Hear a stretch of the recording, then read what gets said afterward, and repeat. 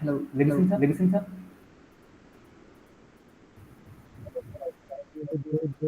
Sir, am I audible? Yeah, I hear you. So shall we start? We may We wait may wait for a for a couple couple of of minutes. minutes. Okay.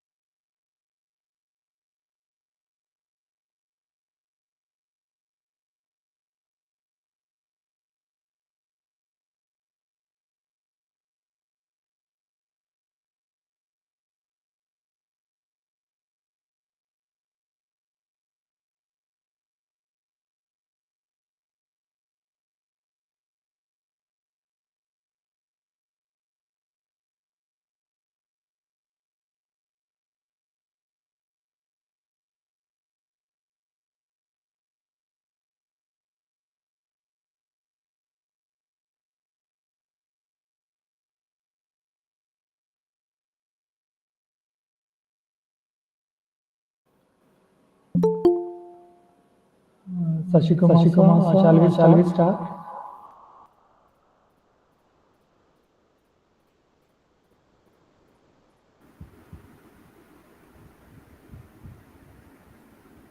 Okay. So Sandeep sir, we would start. Let others join in the meantime. Nobody opens the camera or what?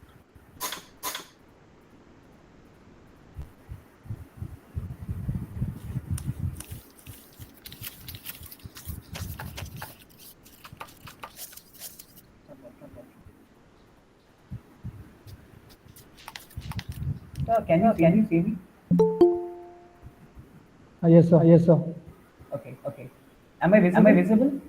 Not yet. I think it should be.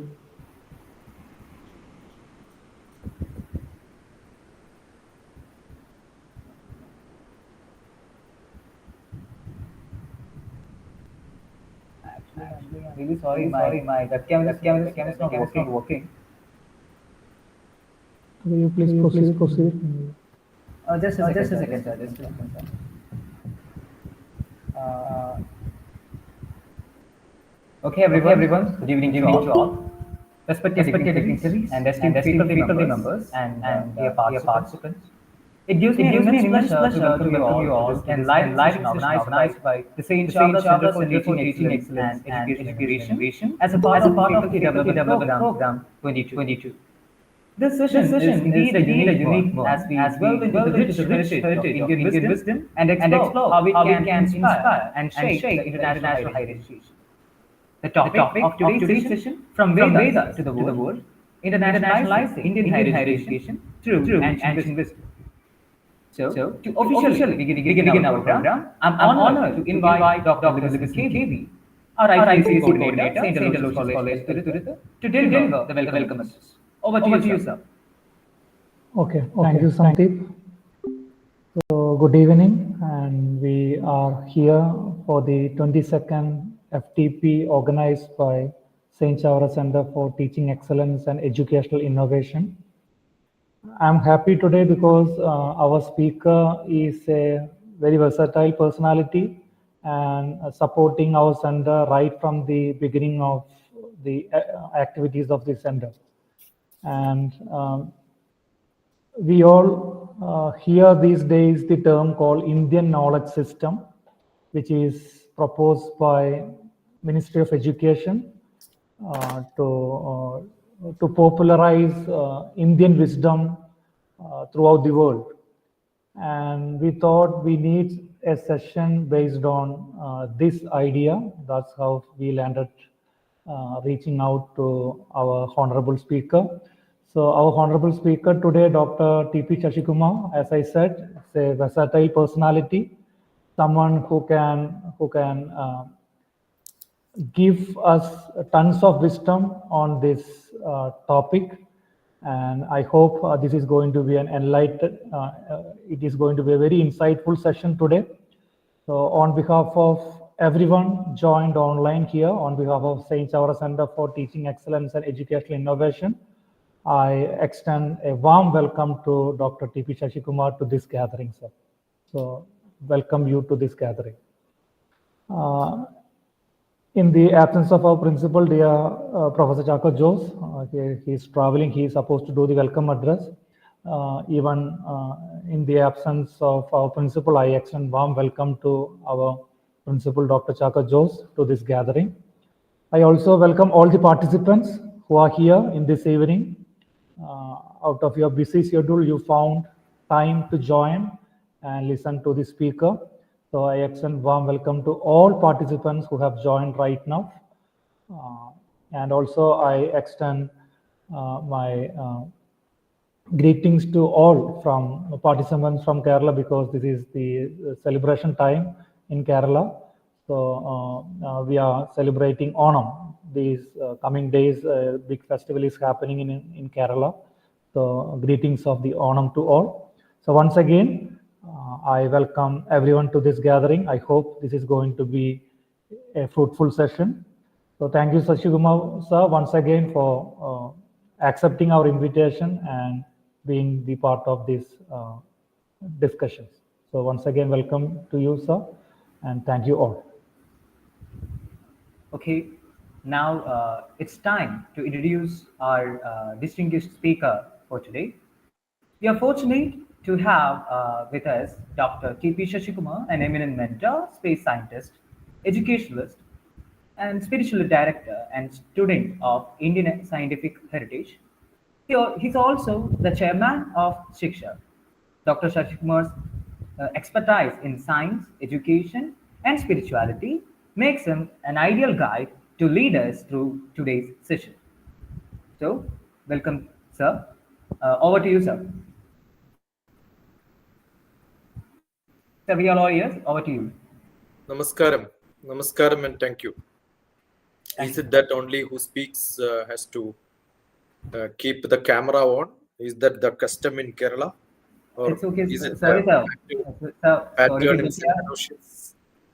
Sorry, sir. Sorry to interfere. Actually, my webcam is not working. I don't know why. The others also I'm seeing. Actually, it's really boring to give a lecture on a camera. There are great speakers who can just produce on cameras. I'm not like that. I like to see the face, reflections, reactions, interaction. I keep doing it. Today morning only, I had a session in Delhi, the Malaviya University, under the University Grants Commission, on a teachers training program on the mind management techniques. I must thank the organizers, especially my friend and ex-colleague. We worked together in the Calicut University as I was director, and Dr. Professor Chacko was the reader there then.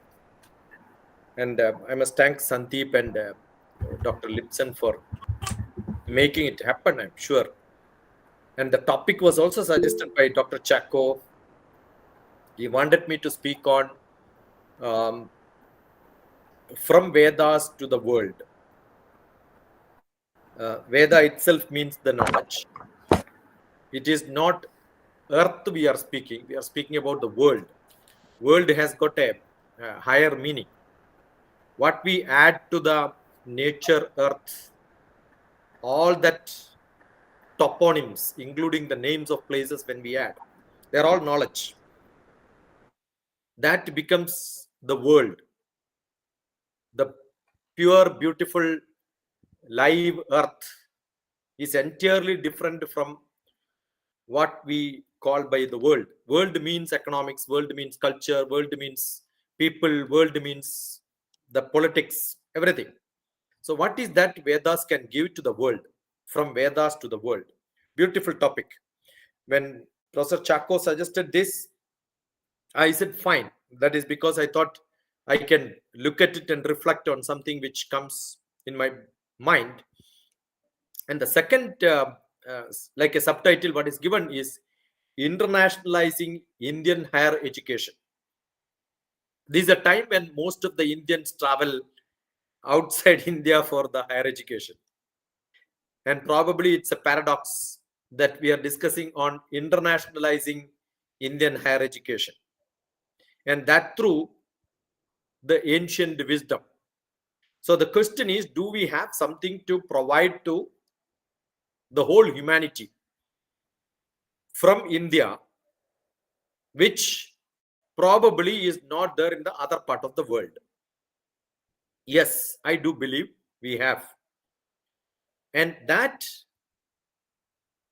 may not be acceptable to most of the people who are looking for the materialistic, the technological advancement, which people believe that that is development, that is progress. I'm using words very carefully. And my intention is not to establish India is a great nation, or to establish Indian heritage or the scientific heritage of India is great. No, that's not my intention at all. But what we should realize is, we are talking about what Vedas could give. That means once upon a time, long, long back, when the whole world had not much of knowledge, it is not what we call it as 10,000 years, 5,000 years. The dating and the timing is one scale which is generated by probably the Western thinkers. And they wanted to put some number. And most of the Vedic knowledge is much beyond, much prior to what the literature talks about. It's not 10,000 years. Because we believe that we are in Kali Yuga. I'm using the word very carefully. We believe that we are in Kali Yuga. And before that, we had Treta Yuga, the first Treta Yuga. Then, we had much before that, the Satya Yuga. And just before Kali Yuga, we had Dwapara Yuga. Each Yuga is 432,000 years multiplied by 2, multiplied by 3, multiplied by 4. Added together becomes a Mahayuga. And that becomes half the date of a Brahma's date time. And then you multiply that with 120 multiplied by 365, it becomes the whole one Manvantara. And in everyday ritual which we have in temples, it says Saptapada Manvantare Kaligale Pradhamapade. That is how they chant. That means so many Manvantaras are over. And we are in the probably one of the Manvantaras. That means if you add all that together, we get a number called 198 crores of years or something like that. The modern science also says the earth is that much old. So we are talking about some knowledge system. That is what is Indian knowledge system.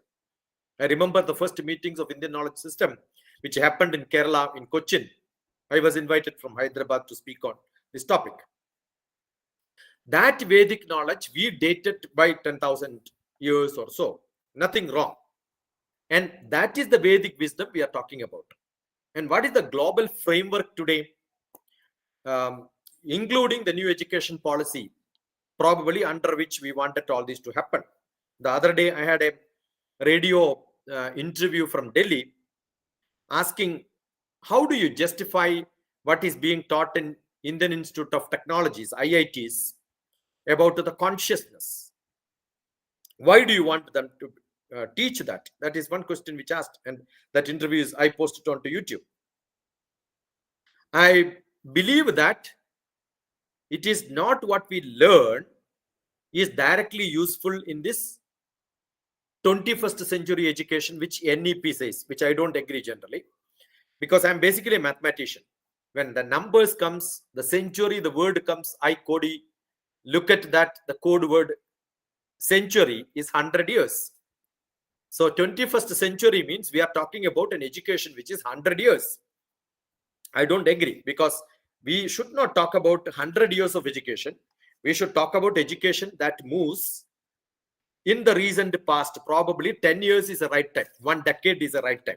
So I call, we are in a world where education or the technology or the development or the progress, whatever you want to call, that is too fast. What we have seen 5 years back is not what we have seen now.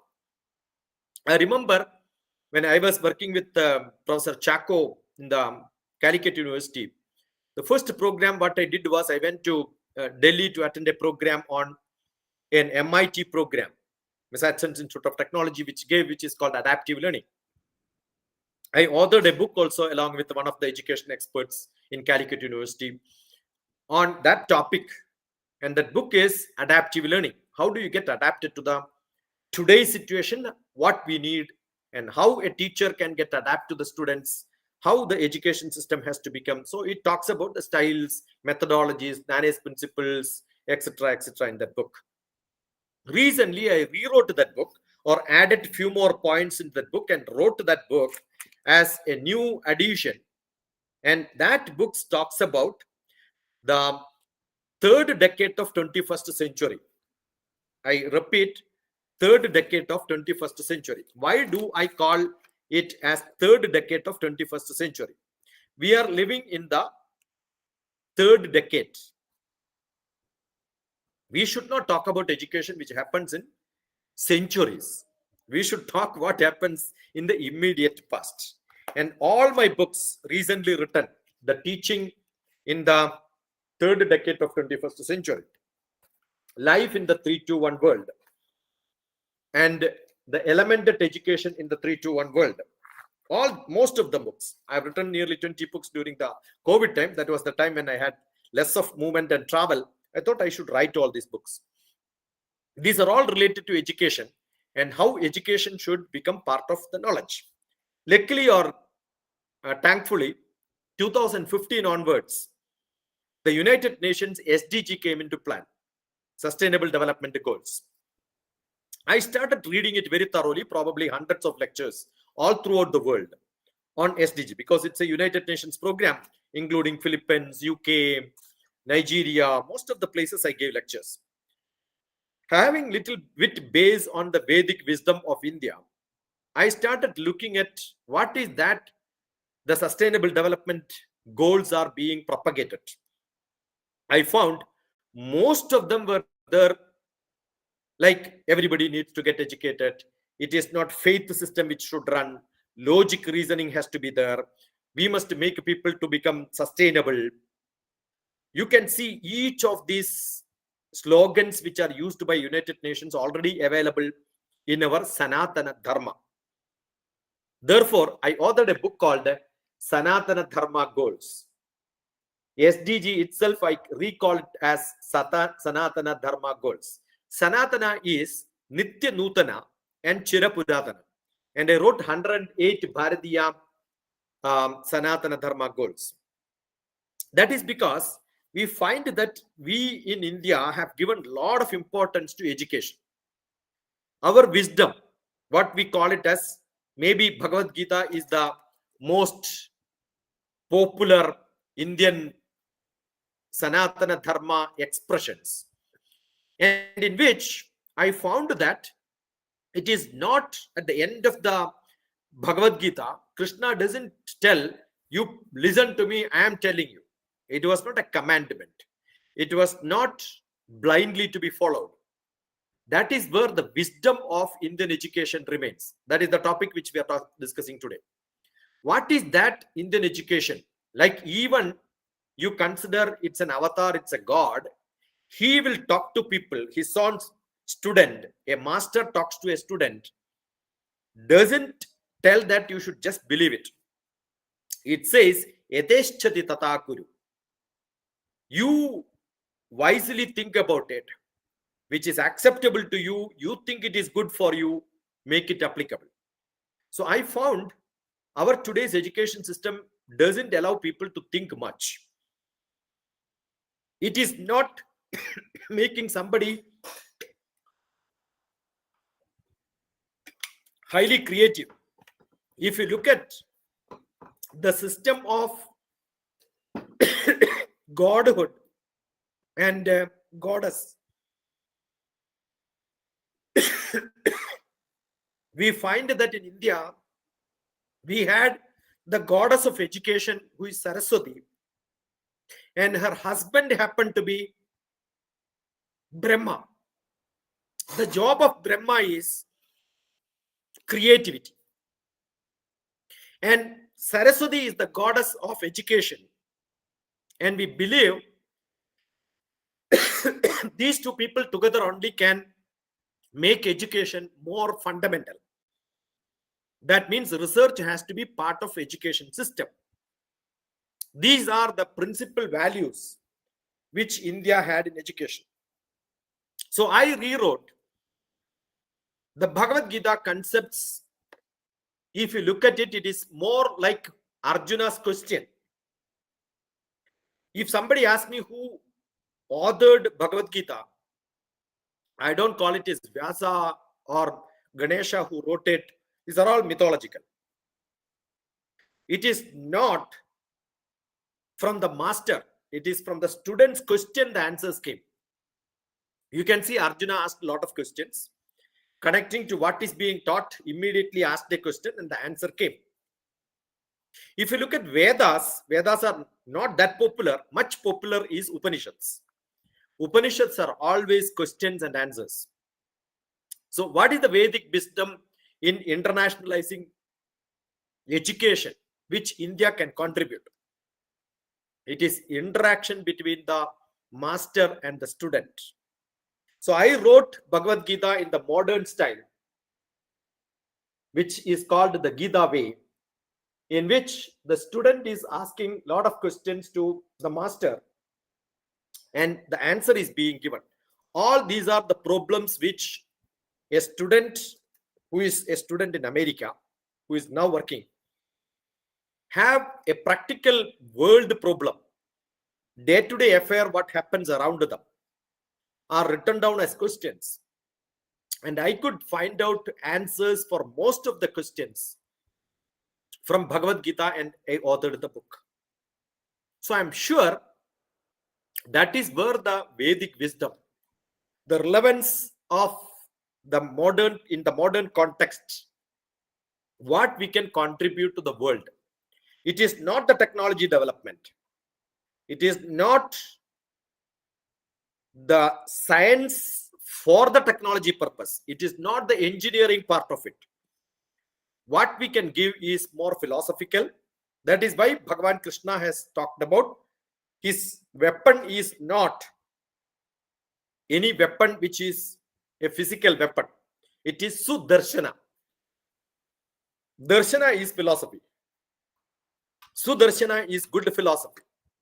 So what we have given to the world, probably why India is being recorded as the wealth of knowledge which is everlasting, because technology can change, but wisdom and philosophy can never change. The global partnership and collaboration of Indian education system, if at all we have got an exchange program, student mobility programs, the curriculum integration, the Vedic knowledge which could contribute towards the philosophical, psychological, lifestyle development of the fivefold. I call it as physical, emotional, intellectual, social, spiritual. These fivefold development, we could give it from the Indian perspective. How and what is that preserving the authority of India in balancing the modernization with the traditional knowledge is whatever we had as Shastra. Science is not Shastra. That is why Natya Shastra becomes, music becomes a Shastra, psychology becomes a Shastra. All that Shastra translation could be wrong. That is why we don't have another word to use.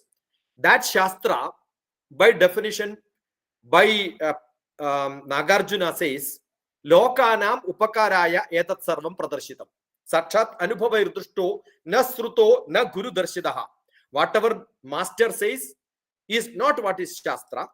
Yukti yuktam upadeyam vachanam balakadapi anyatranamavatyajam apyuktam brahmakadapi.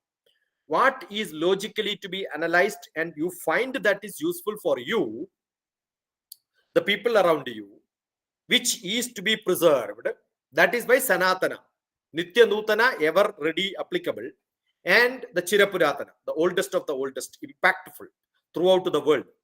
That is what is the knowledge system, what probably India can contribute. And what probably should happen is, look at the psychological part which is explained. Need not to go to Vedas. Look at the Idihasa Puranas. That is why the modern management concepts from the Bhagavad Gita, the psychological aspect in the Yoga system in the Ramayana. I quote, I'm also a psychotherapist. So most of my lectures on the mind management today morning, also, and yesterday, 2 days, I had session in which I was talking to the teachers from Kashmir to Kanyakumari. We had participants, nearly 200 of them. And I was talking to them, Purne manasi sampurnam jagat sarvam sudhadravaihi upana gudapadasya narucharmastru daivabu. There is no better psychology book than what is in the Yoga system. No modern psychology, including the Descartes, cannot say that what in the Ramayana is totally wrong.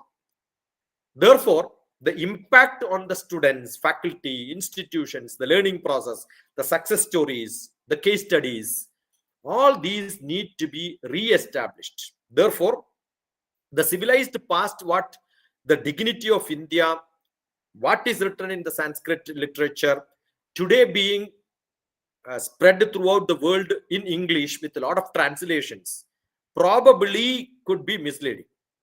We have now, during the COVID, what I did was, I happened to be the chairman for one of the committees on the early childhood education. And also, I'm also the chancellor for the National Education Network, which is run from Calcutta.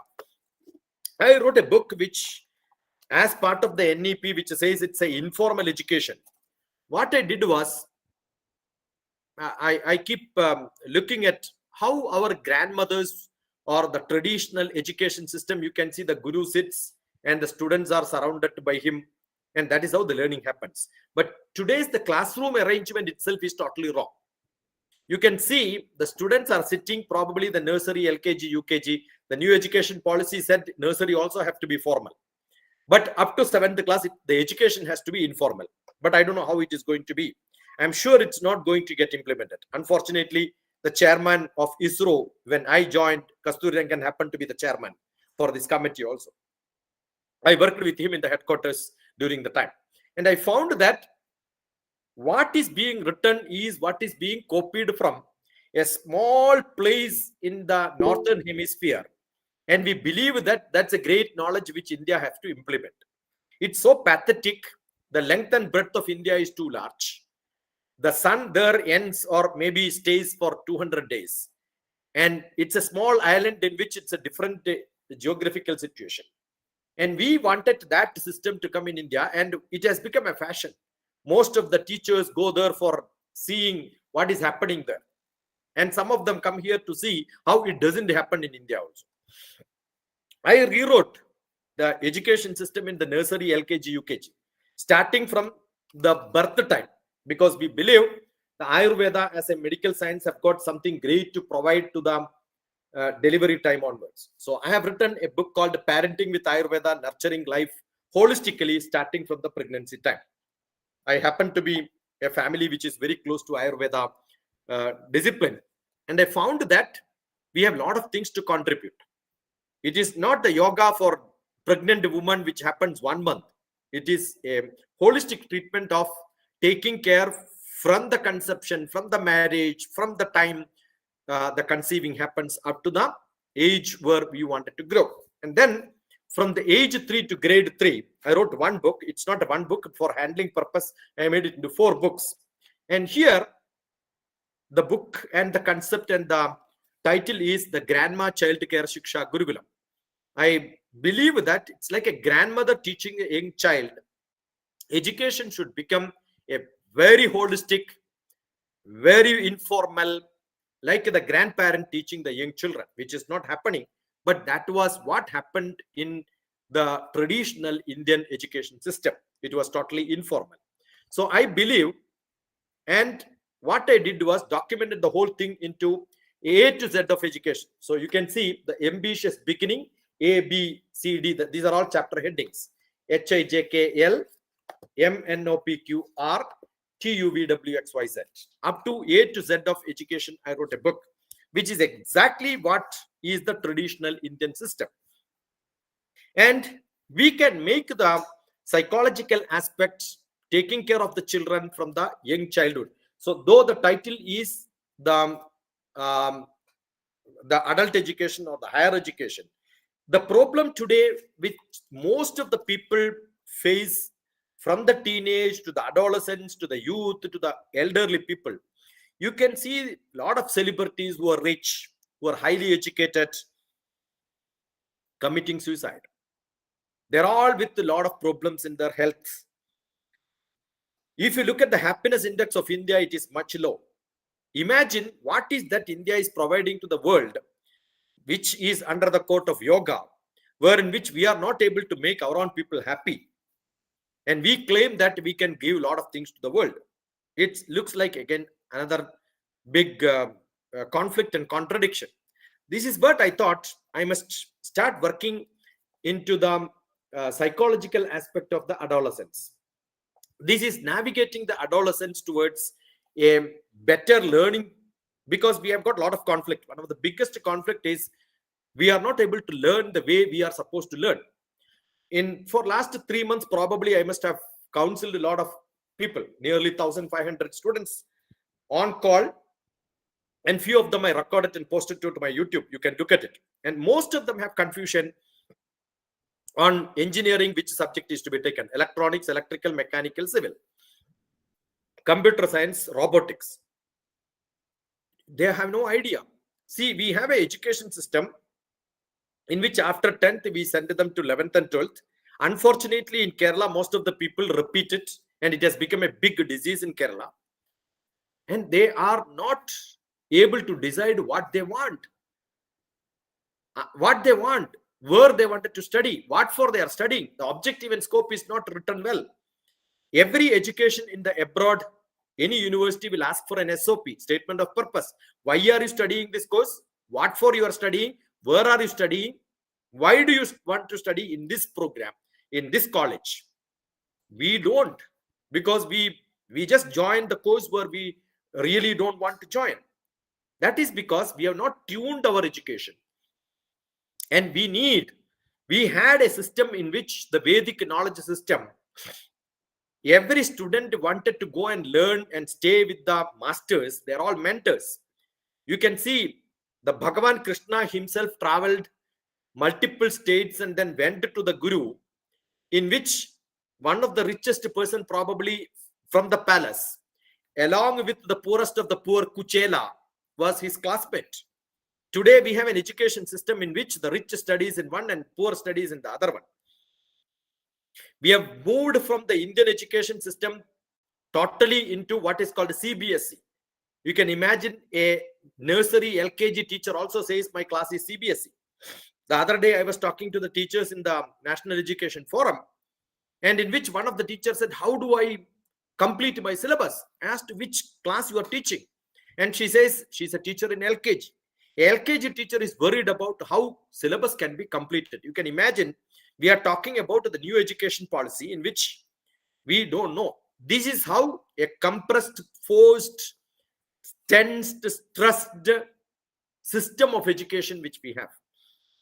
So what we wanted to do, probably the Vedic wisdom, is not what we can contribute to the West, not what we can contribute internationally. If we can make our children fit for, fortunately, Indian people do excellent, but that is only probably 0.02% of the Indian students. That is how we say that we are all great. But you can see the maximum number of people who are all being part of the higher education system in the whole world, hunting for the best education abroad. They all get educated there, but what happens is they are not able to get a job on that education system where they are fit to, or the core education system where they got trained. This is in this context we should look at whether the national education policy, the Vedic wisdom, the Indian knowledge system, all that is beneficial for, not for the people who are in the international scenario, in the Indian scenario. And navigating the life mental patterns, I wrote another book called The Mind Matters. I'm sure we have got great things to contribute to the world in terms of Vedic wisdom, more so in learning what we want to contribute to our own education system, so that we become fit for, not like the world is very, very small today. Loga samasta sugino bhavantu we call, but immediately we say our people and your people. That outlook has to change. The culture has to change. The language has to change. We are able to communicate in the way we want it. Most of the time, the 1,500 people who called me for last 3 months, I've seen after 12th class, they don't know how to write a message. They write English, scriptured Malayalam. That is how we write. Understand, they all come from English medium education, and with a lot of best teachers, probably what they produce. So we need to look at the Indian heritage. I can talk on what science contribution we had, what maths we had, what physics we have, what chemistry we had. That is the scientific heritage part of it. I'm sure here the topic is very specific on the Vedic wisdom. In the Vedic wisdom, we must say that I wanted to tell that the objective and scope. I keep talking when somebody wanted to write a PhD thesis, you can exactly follow what Bhagavad Gita, in which pattern it is being written. The first part is the literature survey, chapter number 1. If you look at Bhagavad Gita, the first chapter itself is the real reason, and that is Arjuna Vishada Yoga. And the second chapter is the real essence of Bhagavad Gita, the synopsis, the objective and scope, which is defined in the Sankhya Yoga. And then the last part becomes the conclusion, the 18th chapter. So the Bhagavad Gita is one of the textbook which talks about how logically, how systematically documentation should happen, how discussion should happen. Higher education in most of the world is turning to be a collaborative learning, a research-oriented learning, a dialogue ways of learning, a structure in which the student and the teacher can have a dialogue. That is what is Upanishads. Upanishad is sit beside and then start. The mentorship programs, which now people are being implemented. I was part of the WWS, Walk with a Scholar program in Kerala. Probably I'm the only one who has covered the whole Kerala. I drove myself nearly 4,000 kilometers in Kerala. Kerala is only 400 kilometers. So imagine how zigzag I must have driven. Thiruvananthapuram to Kasargod, I made clusters of teachers and then started talking about what is the mentoring program. If you look at our Upanishad, is exactly like a mentoring program. The government changed, WWS stopped, and the teachers program for the WWS program in Kerala was mentors navigation workshop, MNW. If you look at it, you can see series of lectures from Kasargod to Thiruvananthapuram, which I conducted for making teachers or mentors. Our rishis, our sannyasins, our acharyas were mentors, and they had a bunch of students who were under him. They made them internationally fit. Probably that is why we had lot of scriptures, plenty of them, and if you look at each one of them, have been very systematically described under total theory, under the Rigveda, the marketing management principles in Samaveda, the practical guide under the Yajurveda, and Brahmanas, which are how like a laboratory, what is to be done can be seen like Brahmanas, in which each of the Upanishad had Rigvediya Brahmana, Samavediya Brahmana, Atharvediya Brahmana, Aranyakas, the Rigveda Aranyaka like Aitareya Aranyakam, etc., etc., and Upanishads, plenty of them under each of the headings. So these are all the Vedic wisdom which we had. Apart from that, practically useful for the physical, emotional, intellectual, social, literature development, like Upavedas, like Arthashastram, economics, Dhanurveda, the fighting, war. Last philosophy day, I was there in North Bengal University on a philosophy day as a speaker, where I explained the philosophy of war. The Stapatya Veda, which is the architectural knowledge which we had, the Gandharva Veda. If you look at what is that which we don't have a textbook, but what is practically we have today is some versions of it at here and there. We need to look at it, relook at it.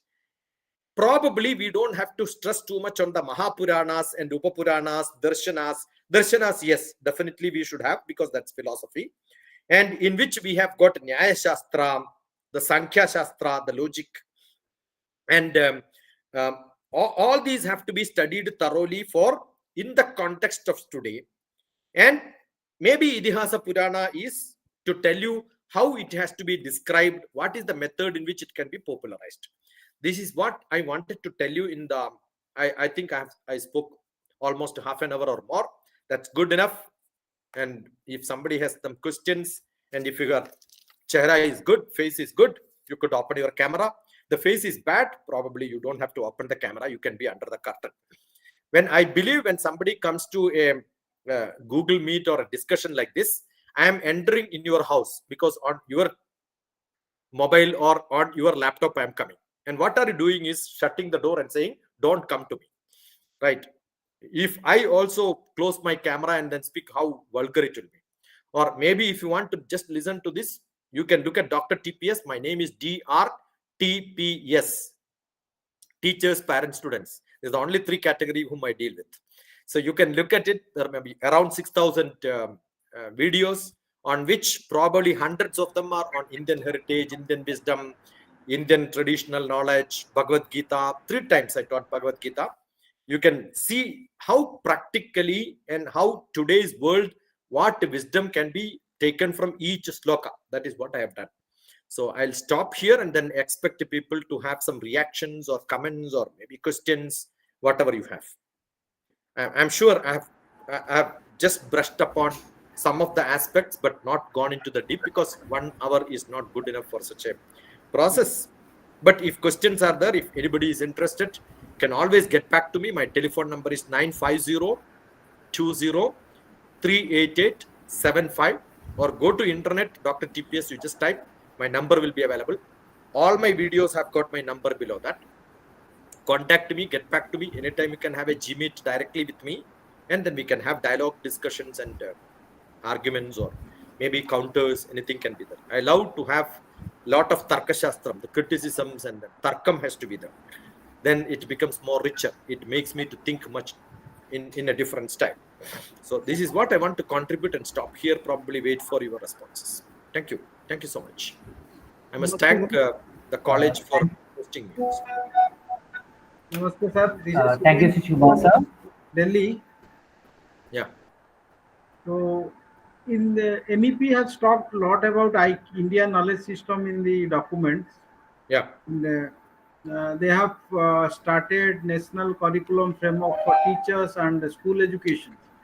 So Yeah. all those mechanisms, like all those guided mechanism and directions, really will help the youngsters to get inclined towards in Indian knowledge system, or like such kind of direct debate discussions should be promoted more, so that we can strengthen the IKS system to See, a larger extent.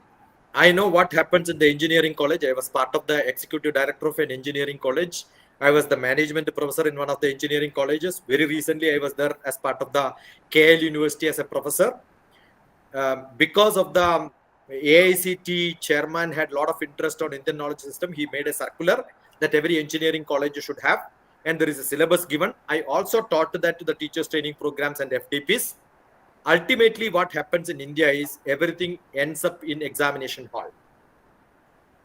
I keep saying not even a single engineering college in this country is really giving a professional degree, because none of the engineering college teachers are practically professionals. They must have done a BTech, they must have done an MTech, they must have done a PhD, but an electrical professor cannot even open a switchboard in his own house. That practically important we are. I remember going to NIT Hamirpur in an automobile and mechanical engineering department as a Tech Fest inauguration program. I was invited there. I asked anybody has got a motorbike, get onto the stage. I called the teachers and engineers and asked them to open it up, and if you close it back, I will give you 10,000 rupees from my pocket. There were 10 people who came, opened up the whole motorbike, but we had to call somebody from the street who is a IIT dropout who could make it well. That is the professional knowledge which we have. Fortunately, medical colleges are much better because the professors in the medical colleges are practicing doctors. Understood? I'm sure value system, value education, I was also asked to give a lecture as per the circular given. I don't think, and most of the value system education, what should not be done is what is being taught there. Value education is always don't do this, don't do this, don't do this. Unfortunately or fortunately, I also have an LLB. Our law is always to say that what should not be done. What should be done cannot be said. Once you do a mistake, commit a mistake, the judge will tell you should not have done it. But we don't have system in which says what is to be done. Correct? So this is how we teach. So it's all academic process. It's all mockerizing people. I keep saying most of the education institutions are itself like a soft jail. Imagine you give a new education policy says people can go free. You come back and study after some time. If that is really implemented, India will become totally chaos. You can imagine the large number of 25% of the youth who are on in colleges and schools, in the higher education institutions, and all the teachers becoming warden in the schools and classrooms. Government also knows. I was also part of the government system. Government also knows you study this, it is not going to get any job in that business. But why are you still opening up all the colleges? So that the children will be under arrest at least 4 years, 5 years. If that youth is on the street, I'm sure a revolution will happen. Understood? We have got a beautiful family system in which parents are responsible for putting them in the education system. If the day parents decide that I am not going to educate my children, like in America and all, after 12th class, the parents will give a send off to the children. They are thrown out of the house. To get back to their house, they need permission. I was in US 6 months, 2 terms. I attended many such programs of my own students. So I'll tell you, that is an entirely different system which we cannot implement in India. So education has become just a mockery in most of the cases. It is just spending time, and we are safeguarding the society with not lot of chaotic problem. That is what I believe. Yes, maybe as I said, 2% of the people get knowledge, they get into education, they get into degree, they get into contributing. You can imagine what we have a BTech project. If genuinely a professor is signing that this is a genuine invention, India would have been a great country with so much of inventions happening every day, right? Correct or not? We don't have anything. Why? Because we know everybody is fooling. I remember here as an MBA, the last we have a Viva Voce. The project report was given. I asked the student what is the title of the project report. The student doesn't know, because it is the printer who makes that. The first page is open. I have seen the boy who is submitting the report, in which the first page talks about a genuine work by her. That means even that is not corrected. And as a Viva Voce expert, I should ask some question that happened to me on 25th January. I asked, what is tomorrow special for India? Not in English, in Telugu, in their own mother tongue. Repenti Visheshalu, me India. What is that special for India tomorrow? Immediately, the student is asking, what are the options which I have? Then I said, Swatantra Dinama, Ganatantra Dinama. Is it Swatantra Dinam or Ganatantra Dinam? And the student says it is Swatantra Dinam. And that student also is an MBA. You understood? So, this is how our education system is. Unfortunately, this is how our education system is. I am not saying that there are no brilliant children. There are bright, brilliant children. Great things happening. But you must understand that is only very, very little percentage. Got it? Do you think this multi-entry and multi-exit system? No, it is not going to get implemented because our family system is much stronger. We don't allow our children to drop out. Thank you so much. Very simple. The system cannot work without parents. I'll tell you, all the government schools in India are for teachers, because they get salary even if they don't teach. All the private schools are for parents, because they know you submit to them, they will take care. We don't have schools for children. We don't have freedom for children. That is a lucky situation. Lucky situation. Therefore, I don't think nothing in new education policy is going to get implemented. 100%. At least in the lower education, it is not going to happen. Probably in the collegiate and PG, MPhil will stop, because anything stopping is the first requirement, right? I also happen to be an MPhil, but I'm sure nobody wants to do an MPhil, right? So such things will get stopped. But see, if you listen to 1969, I think, 1969 or 59, S. Radhakrishnan's lecture in the Kerala University, a beautiful lecture on Indian education. And exactly that is, I remember in CMS College, Kottayam, I was asked to give a lecture on new education policy. At the end, somebody said, wonderful lecture, Dr. TPS. Recently, what happened in India is being told by Dr. TPS. And I said, I never touched upon new education policy. I was only talking about what Sarvepalli Radhakrishnan spoke in Kerala long back. That is the knowledge which we have. So I don't think new education policy is going to get implemented. Thank you, sir. Is there any other questions? Is there anyone who can? Is there anyone? I think. Okay. I hope anyone else don't have any questions. I'm seeing thank you. Sharji, Shobha, Jasmine, Praveen, Pankaj. Anybody else? Or get back to me. My number is available. You can always get back to me. Sir, actually, there is a question in the chat box. Yeah, Can I? please read it for me. It's from SK Vishwa, and Yeah. his question is, sir, how is it possible to incorporate such teachings in today's education system? Such a teaching means what is the Indian Vedic system? Probably there are a lot of people like now what I am talking about, the grandma child care shiksha gurukulam. It's like learning from your neighborhood. We don't have to learn.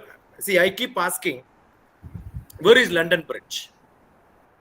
We have got in our nursery, London Bridge is falling down. Anybody here can answer me?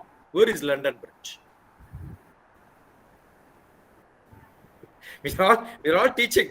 Luckily, I have never studied in my childhood. The LKG, UKG, no kilograms were there, only directly on grade 1. But when my children were studying, I had a logic question. Where is this London Bridge? Where is this London Bridge? Because the poet, I'm also a poet. I write a lot of poems in English. What is seeing around is what I write. London Bridge is falling down. That is what is written.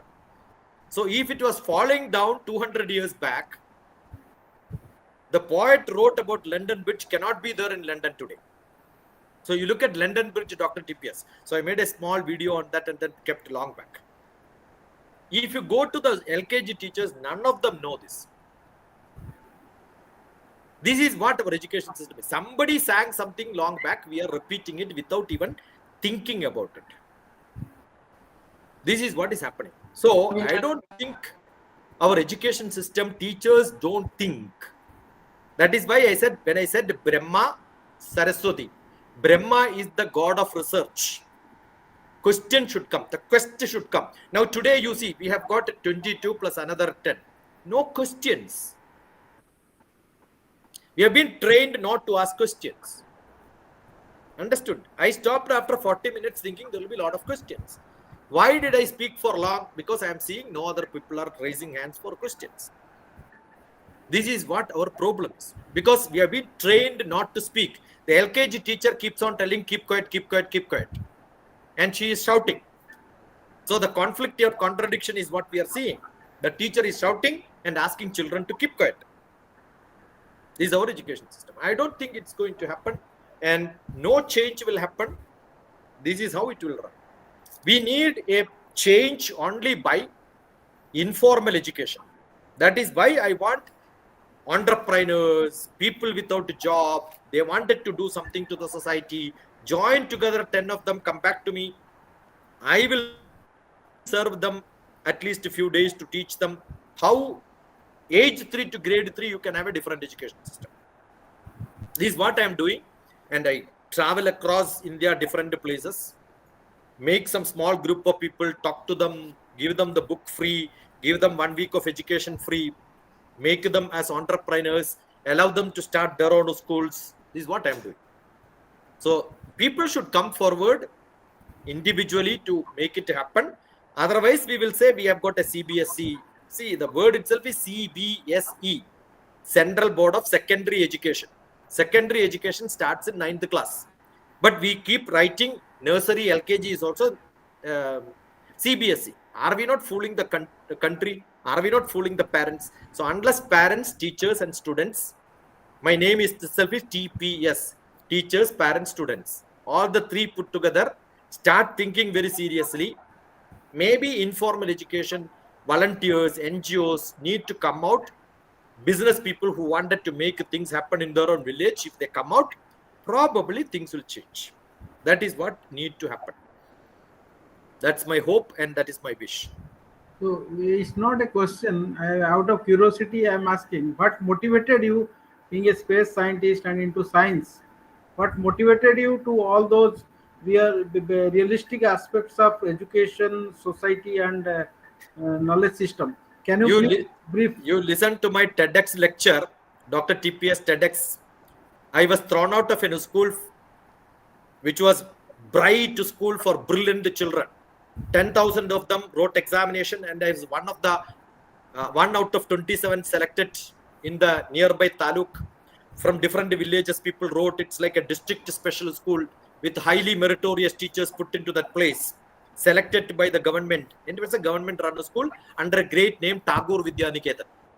That's in Kannur, my district, where I was a student. In 7th class, I was in my own management, my own family school in a village. From there, I went to that school. I got a rank which I never shared to anybody, and that was the last rank. No competition for me because I was 27th rank. And I was thrown out of the school being the worst student. I could study only 1 year there. I was graded as the worst student. Every teacher used to make fun of me and mockerize me. And I was called in the same school after 20 years to distribute prizes for the best students. Understood? So I believe our teachers need a thorough cutting to know that how teaching has to happen. So though I became a scientist after retirement, under 20 years, I took my volunteer retirement. I decided I am going to invest the rest of my time for social service. As part of it, the government system, until the age of 50, you cannot demand volunteer retirement. If you ask for volunteer retirement, government will tell you, we will not give you, resign and go. Many people resigned and went like that. I made my case because I am also LLB, I know the rules. I went to Calicut University as a director. I went to Cabinet Secretariat. I was with RAW, RNW, as a deputy director. I would have continued there. I would have been working with Modi today. I left all that, and what I did was went back to a small village in Kerala, picked up 8th grade children, because 8th grade is what made me bad. 8th grade children, 45 girls and 45 boys from a small village. You can see that program ICON, Dr. TPS. You will see me changing the normal village students into an international standard just by 13 months of being with them only on holidays. So I started my education experiment from that. My last 1 week I was there in Goa, staying in a school, 5 days, teaching them math, physics, chemistry, biology, everything, making them fit for writing 10th class exam. So I did a lot of experiments on education. I started contributing to education, started writing books, and that is how I am living. And that is how I am going to live the next 30 years also. Okay, sir, thank you. Actually, we have time constraint, so Thank you we are so moving much. towards the end. And that was indeed a thought-provoking session. And yes, it's really a faculty development program. And now, before the vote of thanks, I would like to each and everyone, those who are gathered here, to turn on your camera for a snap.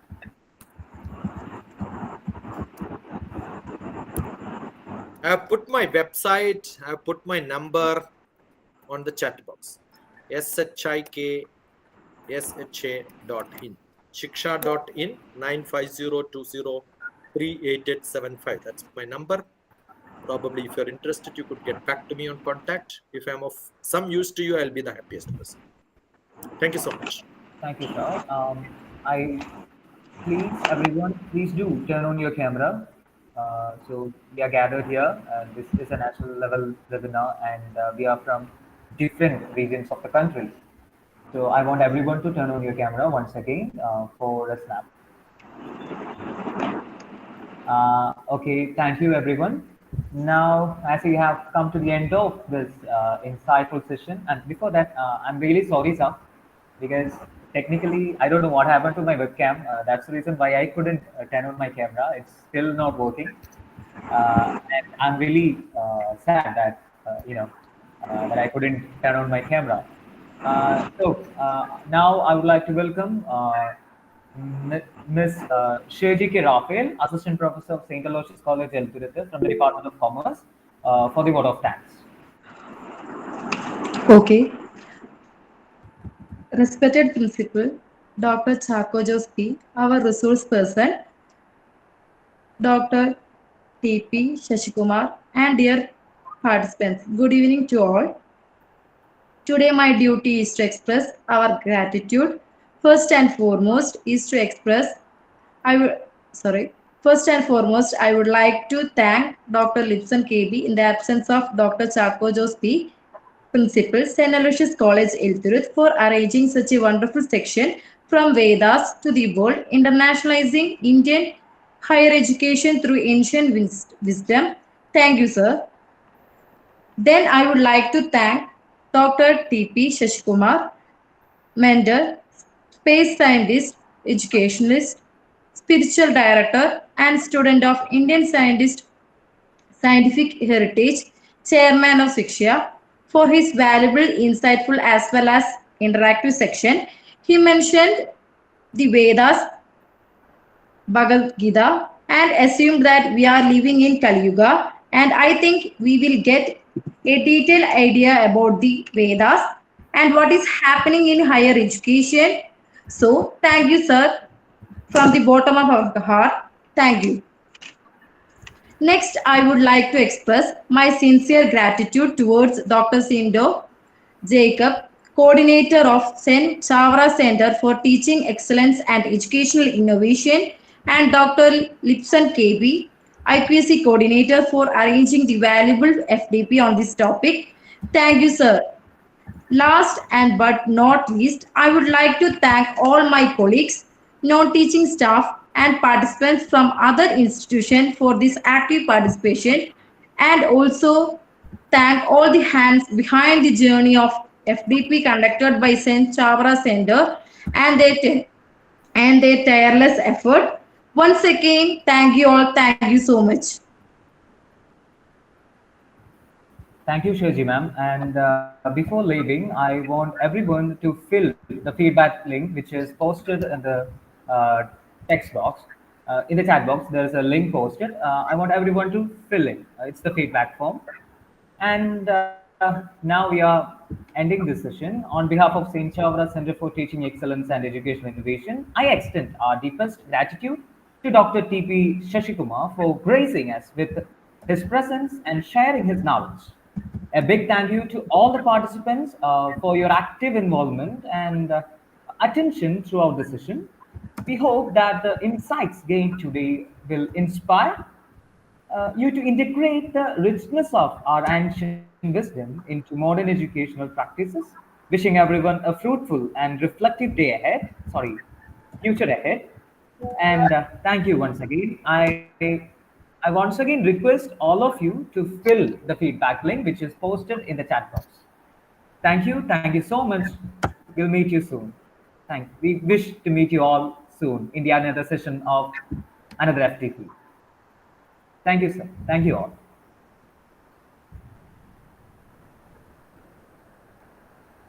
Thank you.